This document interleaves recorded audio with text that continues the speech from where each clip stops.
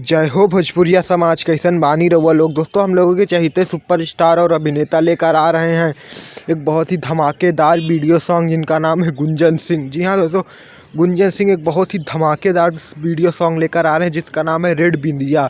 दोस्तों, आप लोगों को बता दें कि सुपरस्टार गुंजन सिंह के साथ साथ इस सॉन्ग को खुशबू तिवारी यानी केटी ने गाया है, जो कि काफ़ी फेमस सिंगर हैं। और दोस्तों, गुंजन सिंह के साथ इनकी काफ़ी अच्छी जोड़ी जमेगी। और दोस्तों, आप लोगों को बता दें कि सुपरस्टार गुंजन सिंह का यह सॉन्ग 22 तारीख को सुबह 7 बजे आएगा। तो दोस्तों, सुपरस्टार गुंजन सिंह के जितने भी फ़ैन हैं उनके इस गाने को अपना बहुत सारा प्यार और आशीर्वाद दीजिएगा। दोस्तों, यह स्पीड रिकॉर्ड माध्यम द्वारा आएगा सुबह 7 बजे, आप लोग देखना ना भूलें। और दोस्तों, भोजपुरी से छोटी सी बड़ी न्यूज़ जानने के लिए हमारे चैनल को सब्सक्राइब करें, क्योंकि हम अपने इस चैनल पर ऐसी ही ट्रेंडिंग न्यूज़ सबसे पहले आपको देते हैं। मिलते हैं नेक्स्ट वीडियो में। जय हिंद, जय भारत, जय भोजपुरी समाज।